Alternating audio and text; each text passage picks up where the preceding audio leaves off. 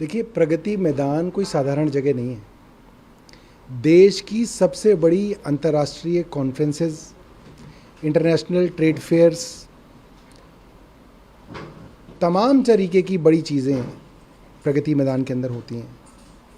G20 summit होने वाला है। हम मानते हैं कि अलग अलग देशों के प्रमुख इसी प्रगति मैदान में इकट्ठे होंगे। आज पूरी दुनिया में हम क्या मैसेज दे रहे हैं कि ऐसी वीआईपी सेंसिटिव लोकेशन पे भी बंदूक दिखा के सड़क पर लोगों को लूट लिया जाएगा। ये कभी सुना नहीं हमने दिल्ली के अंदर कि प्रगति मैदान जैसी जगह पे आर्म्ड रॉबरी दिल्ली के अंदर हो रही है। 72 साल की महिला को सुआ 50 बार घोंपा गया और उसकी हत्या कर दी गई। 2 लड़कियों के घर गोली मार के उनकी हत्या कर दी गई। तिहाड़ के अंदर दिन दहाड़े पुलिसकर्मियों के सामने सीसीटीवी कैमरा में दर्ज हत्या की गई। आज दिल्ली की कानून व्यवस्था बहुत ख़राब है। आप महिलाओं से पूछिए, वो घर से बाहर पैदल चेन पहन के नहीं निकल सकती, हाथ में मोबाइल पहन के नहीं निकल सकती, बैग लेके नहीं निकल सकती। चेन स्नैचिंग, मोबाइल स्नैचिंग लगभग आम है। लोगों के घरों के बाहर से उनकी गाड़ियां चोरी हो रही हैं, कोई पूछने वाला नहीं है।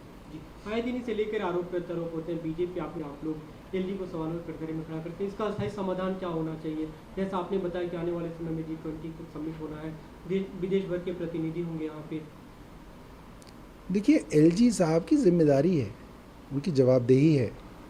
वो हर विषय के ऊपर प्रेस रिलीज देते हैं।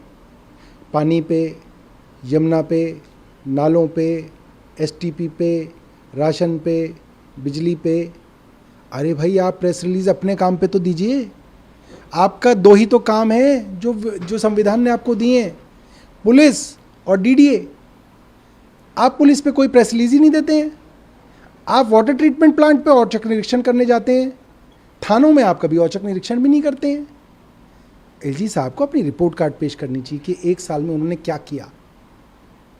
मेरे हिसाब से इन एलजी साहब के नीचे जिस तरीके से पुलिस का राजनीतिकरण किया गया, जिस तरीके से पुलिस वालों को इन सब चीज़ों के अंदर इन्वॉल्व किया गया, अक्सर थानों के अंदर 35 से 40% सैंक्शन स्टाफ है। आप बताइए कि अगर थाने के अंदर 35% 40% पुलिस फोर्स है, वो कैसे करेगा? वो आदमी, वो एसएचओ कैसे, कहाँ पे बीट करेगा, कहाँ पे नहीं करेगा, कौन इन्वेस्टिगेशन करेगा, कौन कोर्ट्स में जाएगा? एलजी साहब को अपनी जिम्मेदारी लेनी चाहिए, नहीं तो उन्हें इस्तीफा देना चाहिए। बीजेपी चुनी हुई सरकार के आरोप लगा रही है और जब आरोप पत्र सीएम को लिखा था, उसमें उन्होंने लिखा भी था कि 2012 में जब निर्भया केस हुआ तब आम आदमी पार्टी ने, अरविंद केजरीवाल ने तत्कालीन सीएम के ऊपर सवाल उठाया। तो चुनी हुई सरकार की भी कुछ जिम्मेदारी होनी चाहिए। 2012 के अंदर जो कमिश्नर बना करते थे, जो चीफ सेक्रेटरी बना करते थे, जो बाबू बना करते थे, आईएएस अफसर बना करते थे, वो मुख्यमंत्री और एमएचए की कंसल्टेशन से बना करते थे। जो पुलिस कमिश्नर होते थे वो मुख्यमंत्री की मीटिंग्स के अंदर आया करते थे। मुख्यमंत्री उनको डायरेक्शंस देती थी और उन डायरेक्शंस का पालन हुआ करता था। आप बताइए, पिछले कितने कमिश्नर्स को आप जानते हैं जो आज तक मुख्यमंत्री को कॉल ऑन करने भी गए हों?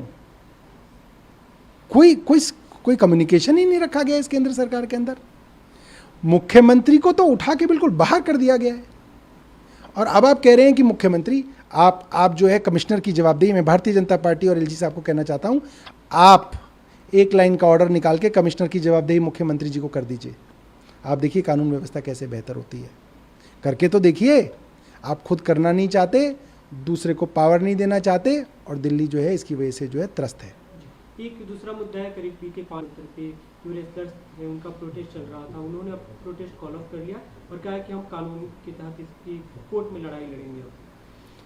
देखिए, इस मामले में जिस तरीके से केंद्र सरकार ने दिल्ली पुलिस द्वारा इस मामले को लचर किया,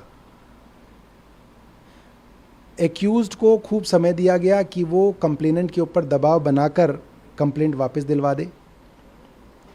बाकी मामलों के अंदर इतनी कमज़ोर और लचर धाराओं के अंदर मामला दर्ज किया गया है कि उसके अंदर थाने से बेल हो गई। तो अब कोर्ट के लिए कुछ खास बचा नहीं है उस मामले के अंदर। इसमें ब्रिजभूषण सिंह को कोई सज़ा नहीं होगी, मैं आपको आज बता रहा हूँ। और ये बात वो महिला खिलाड़ी भी जानती हैं।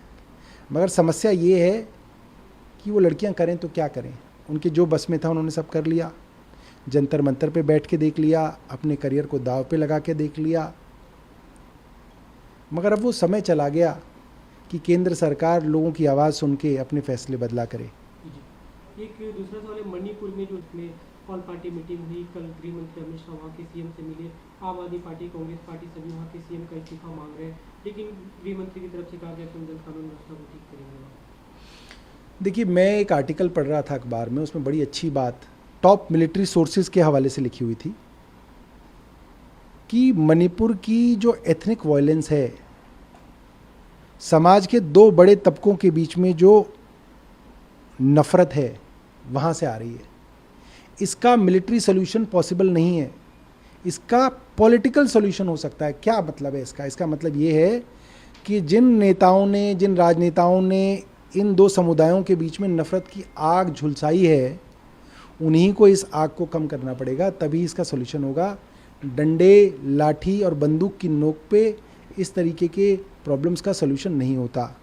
भारतीय जनता पार्टी को ये बात समझनी चाहिए कि जिस तरीके से वो समाज के अलग अलग तबकों में नफ़रत फैला रही है, मणिपुर एक बहुत बड़ा उदाहरण है। जो मणिपुर में हुआ है वो किसी और राज्य में भी हो सकता है। आपको नफ़रत कम करनी पड़ेगी। नमस्कार, मैं हूं मानक गुप्ता। अगर आपको हमारा ये वीडियो पसंद आया हो तो इसे लाइक और शेयर जरूर करें, और हाँ, हमें सब्सक्राइब और फॉलो करना ना भूलें ताकि आप देश और दुनिया की कोई खबर मिस ना करें। तो जुड़े रहिए हमारे साथ और देखते रहिए News 24।